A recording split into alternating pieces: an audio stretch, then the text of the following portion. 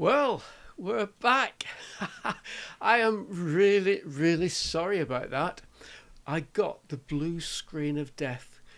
It happened yesterday, and when I looked at the code, it was saying that it could be too many resources because I use OBS into a platform called Switchboard Live. Just a new toy that I've bought recently, so I can stream to 5 destinations at the same time. Thought I was being clever, but it looks like I wasn't clever after all. Whether the computer can't handle it or there's something amiss with the computer. But I thought maybe if I reduced the number of resources in use at any one time, it would handle it. But clearly it hasn't. So, if you're still here, thank you for staying with me. If you're not and you catch up on the replay, thanks for returning to watch the replay. So, here we go. Let's have a little look at where we left off. So, we're looking at the time on that, weren't we? And the next slide was this one. There we go, this one. It's about the telephone company called T-Mobile. T-Mobile. If you've ever heard of T-Mobile, did you know that in Rotherham, in Yorkshire, they don't call it T-Mobile. They call it Yorkshire T-Mobile. Oh, sorry about that. Was it worth waiting all this time just to listen to that? But anyway, I thought I'd drop that one in because now we're going to talk about if you ever get a text message from a phone company. Suppose you're with EE, the phone company EE, and they send you a message saying you're in credit, we want to give you some money, or you owe us some money. Then this is somebody says can't hear me. So I've just got a message can't hear. Okay. Can you hear me? Can't hear on Facebook. Okay, let me just turn up the volume on my Facebook and just have a listen. And that's right. So that's probably because with all that I'm on a different... No, the microphone's correct. The microphone is the right one.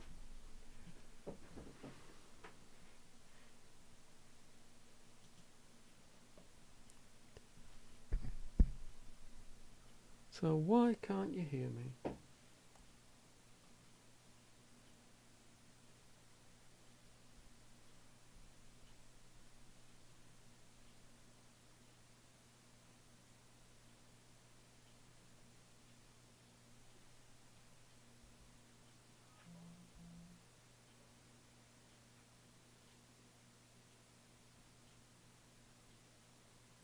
Oh, right, okay. Got another message from someone saying they can hear me. So that's good. It looks like obviously someone's got the volume turned down. Okay, that's good to know. So what I'm going to do, audio is fine. That's great. Thank you.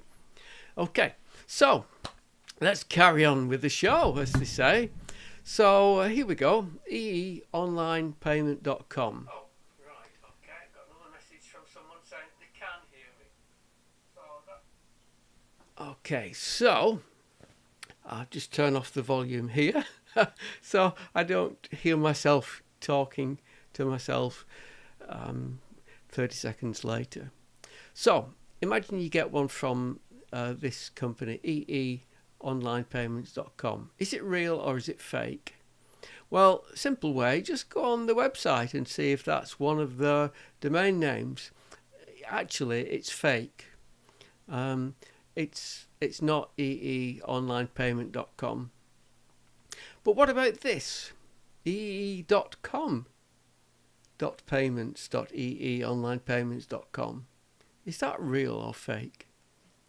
Well, it looks real because it says ee.com at the beginning. But let me let you into a secret. Ignore what's at the beginning.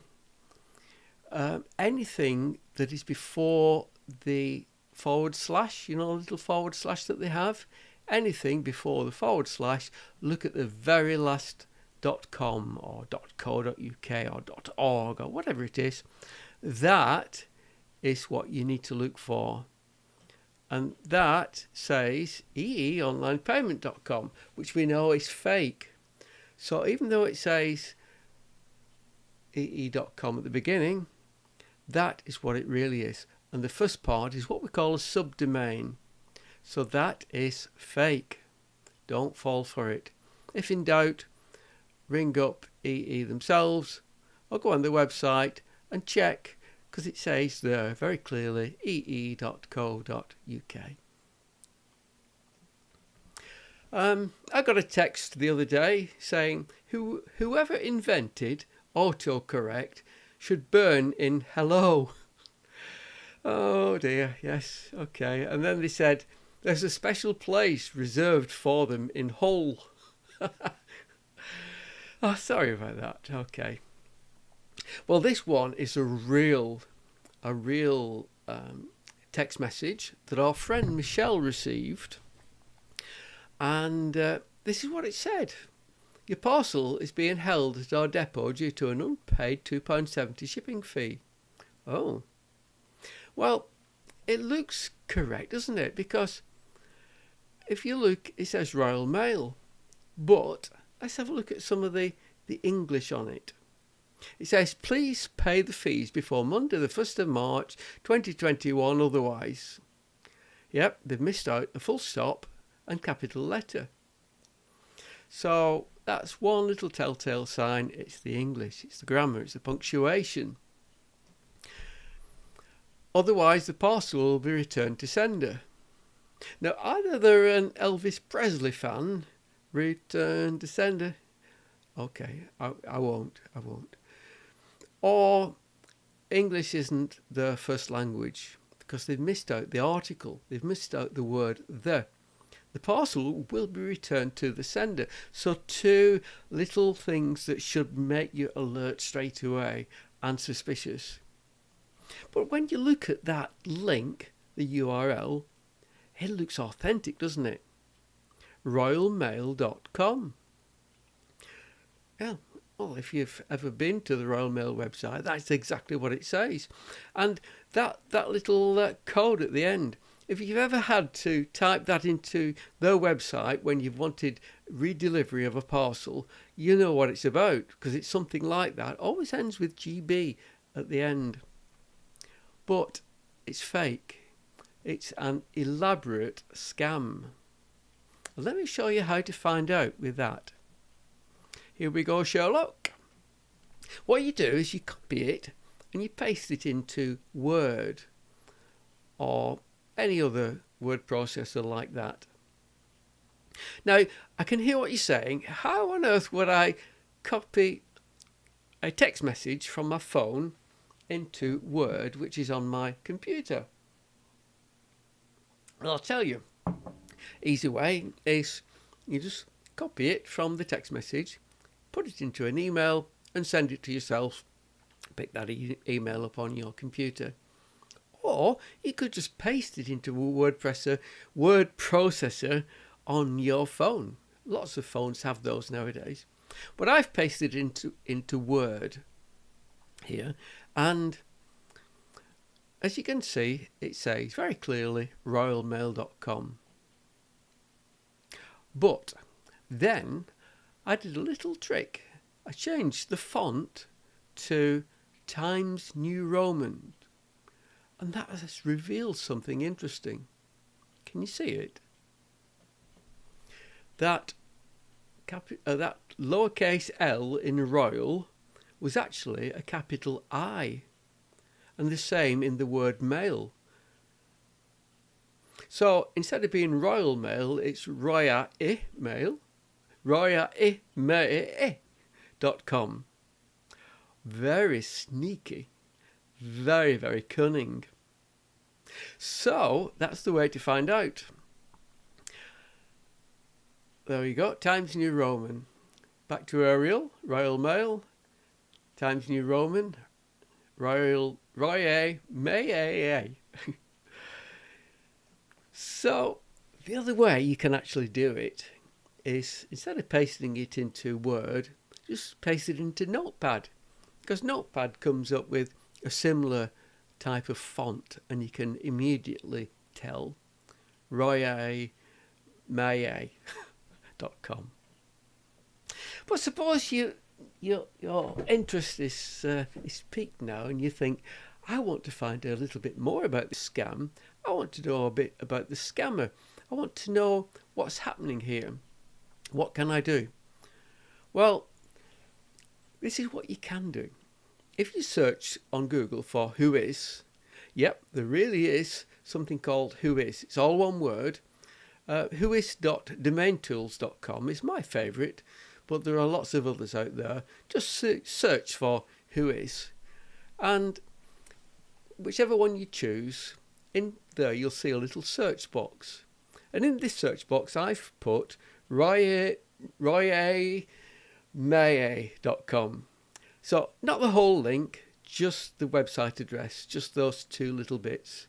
Okay, the royalmail.com, that should have been, but royamay.com. And then you press the search, and what comes up is something like this. Now, you might think, oh, it's a bit too technical, that. And further down, it does get a bit technical, but there's some very interesting stuff here that you might like to look at, such as the date. This domain name was registered 70 days ago. It's only 70 days old. Now, I don't know the exact date when Royal Mail was born. Was it 1860 something? I don't know, but it certainly wasn't 70 days ago. So you know straight away that this is a fake. Here's something else that's useful. You know, the register registrar rather, is Namecheap. So there's an email address there, abuse@namecheap.com. So if you want to drop them an email and say, look, this company, this URL, this domain name, has been trying to scam me, would you sort them out, please? And they'll probably drop that domain name, which might save a lot of people a lot of grief. But look at this. Remember how just changing the look of a few letters? Roy A.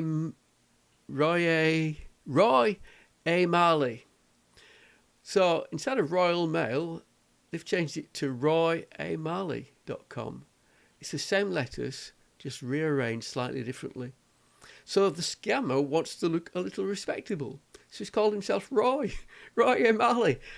Wow. Oh, and by the way, he lives in Panama. So there you go. There's a couple of ways to check for those scam links in your text messages.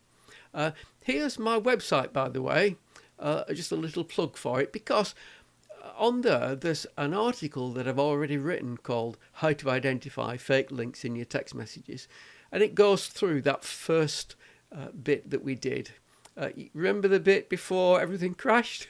Well, it goes through that. So you might want to read that, and I'll also be posting this on that website as well. Where is it? I'm glad you asked. It's at takeiteasyworkshop.co.uk. takeiteasyworkshop.co.uk. Now, there are a few companies called Take It Easy, so I had to find Take It Easy Workshop. That's the domain that I chose, because basically I do workshops. Bit of potted history of Take It Easy. It started as a community group just to make technology easy. So the aim was to take techie topics and make them simple so that anyone could understand them and apply them. So it's a practical workshop and that's what it's set out to do, and that's always been its aim. And that's why it's free of adverts, so don't charge anything for the webinars. It's just quality stuff, nothing to sell. If you do suffer from fraud, if you do happen to click on the link and they empty your bank account, these people want to know. It's a special police department that's set up that deals specifically with fraud and cybercrime, and they will help you. They want to know about it. They want to crack down on this sort of fraud, and they're the people. actionfraud.police.uk. On there's all sorts of places, different departments, different sections where you can report the crime, or you can ring them up and speak to someone, or just report something suspicious. And again, there's that Whois, if you didn't get a chance to write it down before, whois.domaintools.com, or just search Google for Whois. So that is it. I'm afraid we didn't get much time to do any questions, but let me just pop this on here. There we go. I can see you now. We didn't get much time to do questions, but I do really want to have a look and see if anyone did leave a comment. And there's one comment on. We didn't get much time to do questions. You know what? So.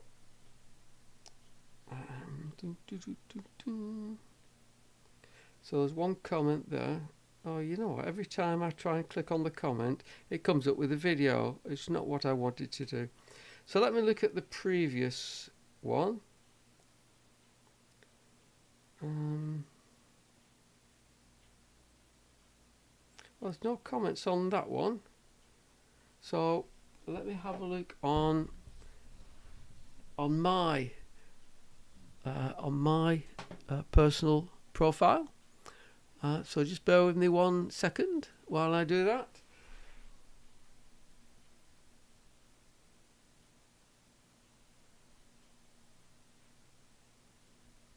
So I'm just having a look just to see what comments have been left.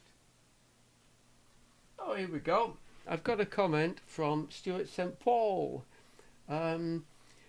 Just after it crashed, he said, I got excited then. The worst is you have missed the DHL link. Go to our site to rearrange. A very good site. It caught me. Oh dear. Oh dear. Yeah, some of those DHL ones, the fake DHL ones, are a bit sneaky. Okay, so let me have a look. That's that one. So I'm going to have a look at my personal profile and see what that one says.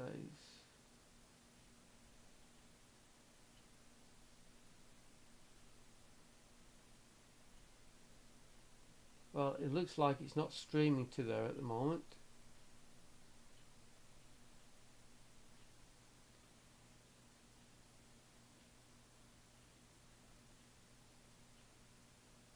Although, maybe...